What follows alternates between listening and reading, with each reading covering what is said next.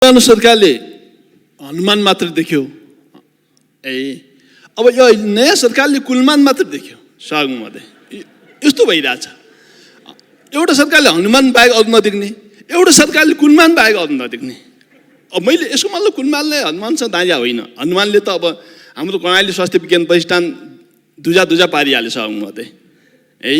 त्यहाँ 5 महिनाको तलब एकैचोटि हाजिर नभएका मान्छेलाई कर्मचारीले खुवाइराखेका छन् आफ्नो पद बहाली गर्नलाई। यसको मतलब कुलमानले उता दाल्न खोज्या, कुलमानले मतलब स्वास्थ्य के हाम्रो विद्युत प्राधिकरणलाई फाइदामै लिएका छन्। तर कुलमान बाहेक अर्को मान्छे छैन त। कुलमान बुढो भएपछि के गर्छ त्यो सरकारले? यो कुलमान बुढो भएपछि अर्को कुलमान कसरी खोज्छ त? विद्युत प्राधिकरण मात्रै छ र कुलमान मात्रै छ, नेपाली एयरलाइन छैन, अरू संस्थानहरू डुब्या छैनन्। खालि किन कुलमान निकम्मा सरकारले गर्न सक्छ कि सक्दैन? नेपालीको जीवज्यान जोगाउन सक्छ कि सक्दैन? तुरन्त नेपालीहरूलाई अफगानिस्तानबाट रेस्क्यु गरेर ल्याउने काम प्रारम्भ गरोस्। होइन भने यो सरकार नालायक छ भने हामी यो संसदमा जोरदार माग गर्न चाहन्छौँ र सरकारलाई काम गर्न दिँदैनौँ। चरितार्थ छ। दुःख पाइस मङ्गलले आफ्नै ढङ्गले 2/3 सरकारलाई बहुमत हुँदै अल्पमतमा र अल्पमतबाट पनि अहिले मेरा पार्टीका केही मान्यज्यूहरूलाई मन्त्री बनाइदिनु पर्यो भनेर अनुनय विनय गरिरहेको अवस्थामा जुन दृश्य देखिएको छ त्यो साह्रै नै एउटा नाटकीय दृश्य हो। त्यस्तै अहिले एउटा अत्यन्त जटिल मुद्दा उठिराखेको छ। सुकुम्बासी समस्या समाधान आयोग किन विघटन गरियो? नेपाली काङ्ग्रेसले गरिब जनतालाई लाल पूर्जा वितरण गर्न खोजेको हो, बालुवाटार र भैँसे पार्टीका सुकुम्बासीलाई लाल पूर्जा वितरण गर्न खोजेको होइन। त्यसैले यदि बालुवाटार र लाल पूर्जा भैँसे पार्टीसम्म पुर्याउने हो भने पुरानो सुकुम्बासी आयोग जीवित राखे हुन्छ, नभए गरिब सुकुम्बासीलाई दिने हो भने नयाँ आयोग गठन गरेर नयाँ तरिकाले। माननीय श्री अमनलाल मोदी। सामान्य सभामुख महोदय, अहिले कोरोनाको कहरले सबभन्दा प्रभावित चाहिँ बालबालिका नै भएको छ। तसर्थ अहिले पूर्वाञ्चलमा धरानमा मात्रै त्यो बालबालिकाहरूलाई उपचार आइसियुको व्यवस्था छ। त्यसको निम्ति सबभन्दा विराटनगरको विभिन्न अस्पतालमा, चाहे कोशी कोभिडमा होस्, त्यो कोभिड अस्पतालहरूमा चाहिँ बालबालिकाहरूको आइसियुको व्यवस्था गरियोस्। कोरोनाबाट पीडित भएका चाहिँ बालबालिकालाई कसरी चाहिँ तपाईँलाई चाहिँ नियन्त्रण गर्न सकिन्छ तपाईँलाई कोभिडबाट, यस्तो कुराको चाहिँ सरकारले तुरन्त ध्यान दियोस्। सँगसँगै विराटनगरको एयरपोर्ट अन्तर्राष्ट्रिय एयरपोर्ट बनाओस्। रिङ रोडलाई पनि प्राथमिकता राखेर चाहिँ आउने पूरक बजेटमा राखियोस्। यसै गरी खनारदेखि लिएर केरुनसम्मको चाहिँ मोरङ सुनसरी सिँचाइको नहरमा कालो पत्र गरोस्। यही कुरा राख्न चाहन्छु। धन्यवाद। माननीय श्री आशा कुमारी विक।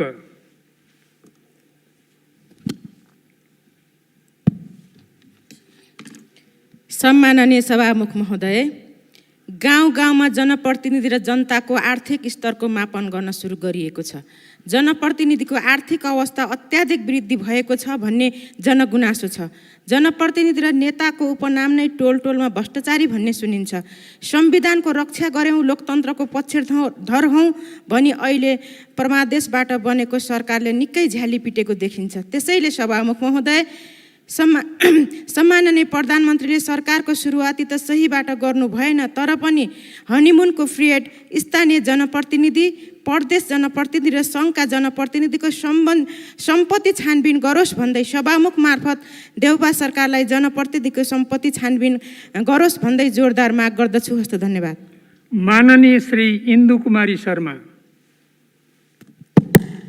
सम्मान्य सभामुख महोदय, जनकपुर जलेश्वर भिठा मोड सडक ऐतिहासिक, धार्मिक, सांस्कृतिक, व्यापारिक एवं पर्यटकीय हिसाबले बहुत महत्त्वपूर्ण राजमार्ग हो। यस सडकमा दैनिक 50,000 मानिस ओहोरदोहोर गर्दछन्। यो सडक बिहारको राजधानी पटना र प्रदेश नम्बर 2 को राजधानी जनकपुर धामको प्रमुख प्रवेशद्वारको रूपमा रहेको छ। विगत दशकौँदेखि जीर्ण रहेको उक्त सडक निर्माणका लागि यस क्षेत्रका जनताले लामो आन्दोलन र सत्याग्रहसम्म बसी 100 करोडको लागतमा 19 किलोमिटर उक्त सडक 3 वर्षसम्म सम्पन्न हुने गरी नेपाल सरकारसँग सम्झौता गरेको थियो। तर आज 5 वर्षसम्म पनि उक्त सडक निर्माण कार्यमा सम्पन्न नहुनु, बन्दै गरेको सडक गुणस्तरहीन हुनु, व्यापक अनियमितता र भ्रष्टाचार हुनुले जनतामा ठूलो आक्रोश र निराश छाएको छ। यसैलाई मध्यनजर गरी विकास तथा प्रवृत्ति समितिले मेरो नेतृत्वमा 2076 ज्येष्ठ 24 गते 4 सदस्यीय समिति पठाएर यो समितिले स्थलगत अनुमान गरी निरीक्षण गरी त्यस सडकमा भएको व्यापक अनियमितता, सडक गुणस्तरहीन, भ्रष्टाचार भएको पाइएको र धेरै समस्याहरू भएको प्रतिवेदन समितिमा बुझायो। समितिले सम्बन्धित मन्त्रालयबाट निर्देशन दियो, तर आज 2 वर्षमा पनि सम्बन्धित निकायले भ्रष्टाचार अनियमितता। माननीय श्री उमा रेग्मी।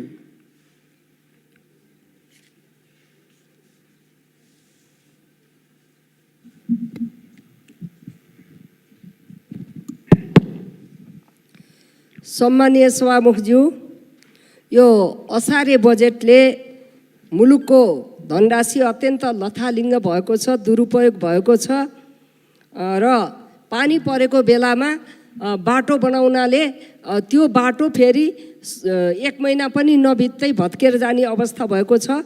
त्यसकारणले यो समयमा काम नगर्ने ठेकदारलाई पनि कारबाहीको व्यवस्था हुनु पर्यो र जेठ 15 मा बजेट आइसकेपछि त्यो वर्षको चाहिँ बन्द गर्नु पर्यो। जेठ 15 भन्दा पछाडि जेठ 15 सम्म जति काम भयो नभएकोलाई चाहिँ बन्द गर्नु पर्यो। यो व्यवस्था हुनु पर्यो।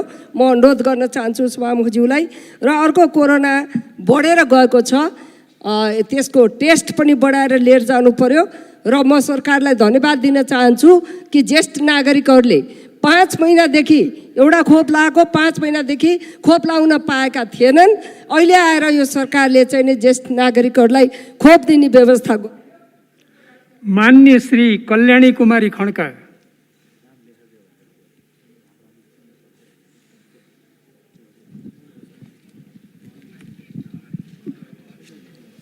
सम्मानीय सभामुखज्यू, चिनी मिलहरूले किसानहरूको बक्यौता भुक्तानी नदिएर किसानहरूको दैनिक कष्टकर बनाइरहेको बेलामा रौतहटको श्रीराम सुगर मिलले 303 जना मजदुरहरूलाई कानुन बमोजिमको तलब सुविधा नदिएको विषयलाई लिएर श्रम तथा रोजगार कार्यालय वीरगञ्जले कानुन बमोजिमको तलब सुविधा उपलब्ध गराउन निर्देशन दिए पनि कार्यान्वयनमा व्यवस्था गर्दै उल्टै मजदुरहरूको विपक्षमा सञ्चालकले अपिल गरेको अवस्था छ। मजदुरहरूको तलब भत्ता सञ्चय कोष लगायत बाँकी रकम यथाशीघ्र दिलाउन सम्मान्य सभामुख मार्फत सरकारसँग जोरदार माग गर्दछु। स्मरण रहोस्, मिलमा कार्यरत मजदुर किसान सरकारवालालाई कुनै जानकारी नदिई मिल बन्द गरी किसानको बग्यता नदिएर मजदुरहरूको बग्यता नदिएर दैनिक जीवन कष्टकर बनाई अहिले त बत्ती समेत काट्ने अमानवीय कार्य गर्ने सञ्चालक उद्योगीलाई कानुन बमोजिम कारबाही गर्न जोरदार माग गर्दछु। धन्यवाद। माननीय श्री कलिला खातुन। सम्माननीय सभामुख महोदय, तनहुँ जिल्ला शुक्ला गण्डकीका तनहुँका 9 महिने एक बालक उस्मान अलीलाई चाहिँ दुर्बल रोग लागेको छ। त्यो SMS रोग हो। अहिलेसम्म 2 जना मात्रै नेपालमा यो रोग देखिएको छ।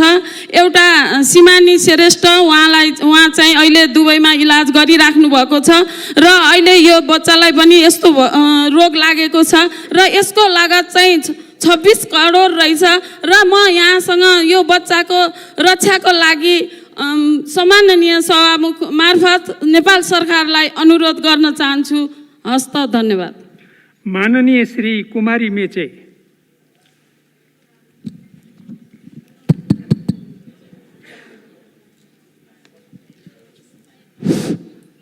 सम्मानीय सभामुख महोदय, म झापाको एउटा प्रतिनिधि भएको नाताले म अस्ति भर्खर गएर थिएँ हाम्रो झापामा। सबैभन्दा एकदम झापामा अहिले बढी पनि यो कोरोना गइरहेको छ। बालबालिकादेखि ल्याएर बुढाबुढीसम्म 70 छन्। यी रोगबाट कसरी बाँच्ने तपाईँहरूले सामग्रीहरू के हुन्छ, यी झापामा जसरी पनि तपाईँहरूले जोरजार गरेर तपाईँहरूले लानुपर्छ र यो यो कोरोनाले गर्दाखेरि यो खोप पनि कतिजनाले खोपहरू कतिको हान्दैछौ भनेर बुढाबुढीलाई भन्दा खोइ कहाँ लेख्न जानुपर्छ अरे, कहाँ खोप्न जानुपर्छ अरे भनेर गाह्रो मानिरहेको छ। यी कुराहरूलाई पनि म सरकारसँग जोरजार माग गर्दछु। यी कुराहरूलाई धेरै ध्यान दिनुपर्छ र यो नयाँ सरकारले धेरै नै गर्नुहुन्छ भन्ने आशा छ जनताहरूलाई। यो आफ्नो एउटा माननीय श्री कृष्णबहादुर राई।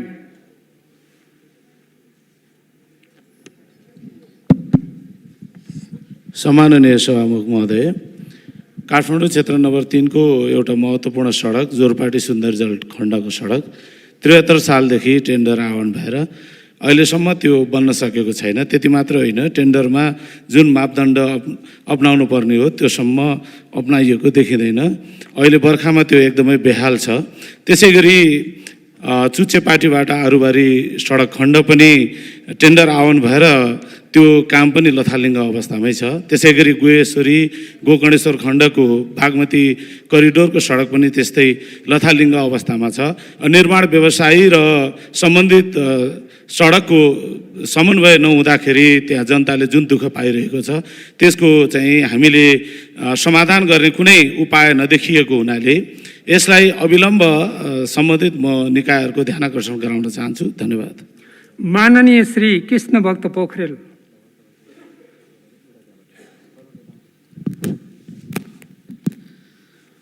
सम्माननीय सभामुखज्यू, नेपालको संविधान लेखिरहँदा आमा वा बाबु नेपाली नागरिक रहेछन् भने निजका सन्तानले नागरिकता प्राप्त गर्न सक्छन् भनी नेपाली महिलाले वर्षौंदेखि लड्दै आएको वंशको अधिकारलाई स्थापित हामीले गर्यौं। त्यस्तै गरी जन्मसिद्धको सन्तानले नागरिकता पाउने कुरा र गैर आवासीय नेपाली नागरिकता प्रदान गर्ने कुरा पनि हामीले संविधानमा लेख्यौं। संविधान जारी भएको 6 वर्ष पुग्यो। नेकपा एमालेको सरकारले समयमै नै नागरिकता संशोधन विधेयक संसदमा ल्याएको पनि थियो, तर समितिमा विभिन्न कारणले ढिलाइ भए पनि समितिले मेहनतपूर्वक छलफल गरी संसदमा पेश गरेको छ। जनताको अधिकार कार्यान्वयन गर्न अध्यादेश ल्याउँदा पनि विरोध गर्ने अनि समितिमा पेश गरेको प्रतिवेदनलाई ओन गरी विधेयक प्रस्तुत गर्न सरकारलाई केले थाहा चाहियो। हुन त 1 महिनासम्म मन्त्रीको भागभण्डा गर्न नसक्ने सरकारलाई जनताको विधेयकमा किन ध्यान दिइएन भनी प्रश्न गर्नु पनि नसुहाउने हो। तर पनि जनताको प्रतिनिधिको हिसाबबाट नागरिकता संशोधन विधेयक तत्काल संसदमा पेश गरियोस् भनी म सम्माननीय सभामुख मार्फत सरकारको गम्भीर ध्यानाकर्षण गराउन चाहन्छु। धन्यवाद। माननीय श्री केदार सिग्देल। सम्माननीय सभामुख महोदय, निवर्तमान ओली सरकारले भूमिहीन सुकुम्बासी जनतालाई जग्गाको मालिक बनाउन भूमि सम्बन्धी समस्या समाधान आयोग गठन गरेर 9,32,801 अव्यवस्थित बसोबासी, 2,47,960 भूमिहीन तथा सुकुम्बासी गरी 11,80,801 परिवारको लागत सङ्कलन गरेर 43,855 परिवारलाई त लाल पूर्जा दिने तयारी भइसकेको अवस्थामा वर्तमान परमादेश सरकारले आयोग नै खारेज गरेर सामन्त, जमिनदार र भूमाफियालाई खुसी पार्ने आफ्नो सक्कली चरित्र उजागर गरेको छ। यो जनविरोधी गल्ती यथाशीघ्र छिटो सच्याएर उक्त आयोगलाई पुनर्स्थापित गरी यही आर्थिक वर्षभित्र भूमिहीन सुकुम्बासी र अव्यवस्थित बसोबासीलाई लाल पूर्जा वितरण गर्न सम्माननीय सभामुखज्यू मार्फत नेपाल सरकारसँग जोडदार माग गर्दछु। धन्यवाद। माननीय श्री खगराज अधिकारी। सम्माननीय सभामुख महोदय, आज निकै पहिला केपी ओली सरकारले ल्याइदिएको खोपको हामीले नै दिएका गर्ने सरकारका मान्यहरूलाई म भन्न चाहन्छु, नेपालीहरूको मन दुखेको छ। सबैले आफ्नो आफ्नो देशको व्यवस्था गरेका छन्।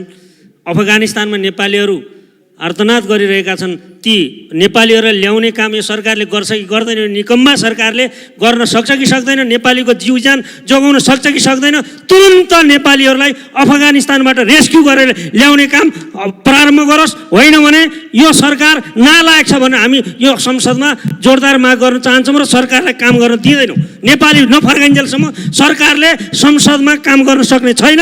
उनीहरूलाई अविलम्ब नेपालमा सुरक्षित अवतरण गरोस्, यही जोरदार माग राख्न चाहन्छु। धन्यवाद। माननीय श्री खेमप्रसाद लोहनी।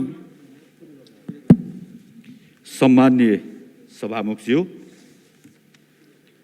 यो परमादेशबाट बनेको सरकारले बुढी गण्डकी जलविद्युत आयोजनाको डुबान प्रभावितहरूको घर गोठ पूर्वाधार संरचनाहरूको तुरुन्त क्षतिपूर्तिको व्यवस्था गरोस्। भूमिहीन सुकुम्बासीलाई आवास दिनको लागि तयार भइरहेको सबै गृह कार्य तयार भइरहेको भूमि सम्बन्धी समस्या समाधान आयोग खारेज गरी यो सरकारले गरिब मारा काम गरेको छ। सरकारले तुरुन्त आफ्नो कमजोरीलाई त्यसको कमजोरी हटाई त्यो आयोगको खारेज गरेको आयोगको पुनर्बहाली गरोस्। मध्य पहाडी लोकमार्गको धादिङ जिल्लाको खण्डको कामहरू रोकिएको छ। तुरुन्त यो कामको सुचारू रूपमा अगाडि बढाओस् म सरकारको ध्यान आकर्षण गर्छु। धन्यवाद। माननीय श्री गजेन्द्र बहादुर महत। सम्माननीय सभामुख महोदय, म सांसद भइसकेपछि मैले देखेको दुईटा सरकारले, पुरानो सरकारले हनुमान मात्र देख्यो, अब यो नयाँ सरकारले कुलमान मात्र देख्यो। सभामुख महोदय, यस्तो भइरहेछ। एउटा सरकारले हनुमान बाहेक अरू नदेख्ने, एउटा सरकारले कुलमान बाहेक अरू नदेख्ने। अब मैले यसको मतलब कुलमानले हनुमानसँग दाँजा होइन। हनुमानले त अब हाम्रो कर्णाली स्वास्थ्य विज्ञान प्रतिष्ठान दुजा पारिहाल्यो सभामुख महोदय है। त्यहाँ 5 महिनाको तलब एकैचोटि हाजिर नभएका मान्छेलाई कर्मचारीले खुवाइराखेका छन् आफ्नो पद बहाली गर्नलाई।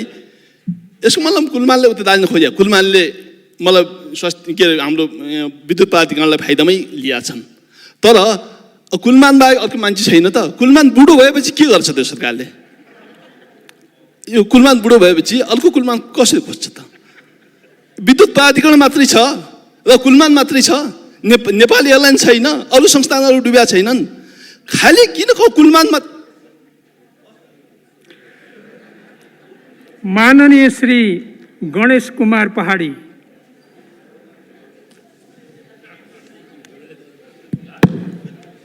सम्माननीय सभामुख महोदय, केही समय पहिला सम्मानित यो सदनले ऐतिहासिक तथ्य र प्रमाणहरूको आधारमा कालापानी, लिपुलेक र लिम्पियाधुराको भूभाग हाम्रो हो भन्दै नेपालको संविधान संशोधन गरी अनुसूचीमा चुच्चे नक्सा राख्ने काम सर्वसम्मतिबाट गरेको थियो। तर संयुक्त सरकारको साझा न्यूनतम कार्यक्रममा कालापानी, लिपुलेक र लिम्पियाधुराको भूभागलाई समस्याको रूपमा उल्लेख गरेको छ। कालापानी, लिपुलेक र लिम्पियाधुराको भूभागलाई समस्याको रूपमा उल्लेख गर्नु भनेको यो गरिमामय संसदप्रतिको अपमान हो। सम्माननीय सभामुख महोदय, कालापानी, लिपुलेक र लिम्पियाधुराको भूभाग हाम्रो हो भन्न र कूटनीतिक पहलबाट समस्याको समाधान गर्छु भन्न यो सरकार किन खुट्टा कमाइरहेको छ? हामी भन्छौँ कालापानी, लिपुलेक र लिम्पियाधुरा हाम्रो हो, हाम्रो हो, हाम्रो हो। धन्यवाद। माननीय श्री गणेश सिंह ठगुन्ना।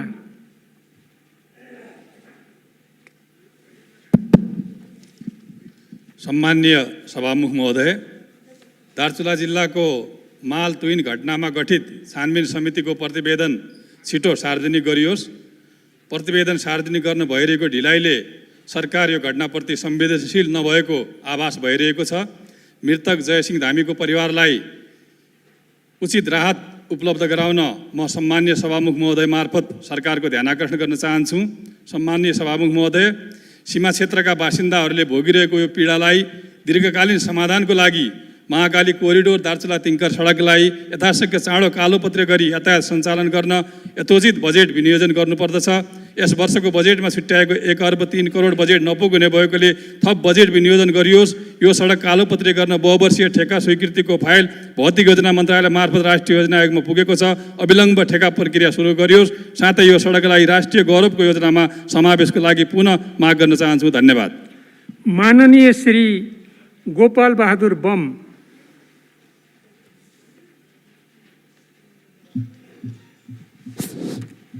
सम्माननीय सभामुख महोदय, सर्वप्रथम सबै मान्य सांसदजीहरूले उठाएका शून्य समयका कुरा सरकारलाई कानमा सुनाउने गरिकन कार्यान्वयन गरिदिन अनुरोध गर्न चाहन्छु।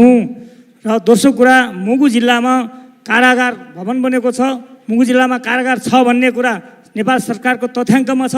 तर आज मुगु जिल्लाका अधिकांश कैदी अथवा छानबिनमा भएका अथवा पूर्वपक्षमा रहेका मान्छेहरू नेपालगञ्ज, बर्दिया, बाँके बर्दियाका जेलमा बस्नुपर्ने अवस्था छ। त्यहाँको डाँफे, त्यहाँको कस्तुरीलाई नेपाल र बाँके बर्दियामा ल्यायो भने 1 मिनटमा मर्छ भनेपछि त्यो हिमाली जिल्लामा बस्ने मान्छेहरूलाई एकदम तराईमा ल्याएर चाहिँ घाममा कुर्नु पर्ने अवस्था भएको छ। त्यसकारण मुगु जिल्लामा तुरन्त कारागारलाई उद्घाटन गरेर भवन बनिसकेको छ। उद्घाटन गरेर त्यहाँ चाहिँ कार्यान्वयन गरेर त्यहाँ कारागार स्थापना गरिदिन मेरो अनुरोध गर्न चाहन्छु। त्यसकारण चाहिँ सम्माननीय सभामुख महोदय, यो संवेदनशील मानवीय व्यवहार हो, मानवताको कुरा हो। यो एउटा चाहिँ कैदमा बस्यो पनि, जेलमा बस्यो पनि हिजो सबै। माननीय श्री गोमा देवकोटा।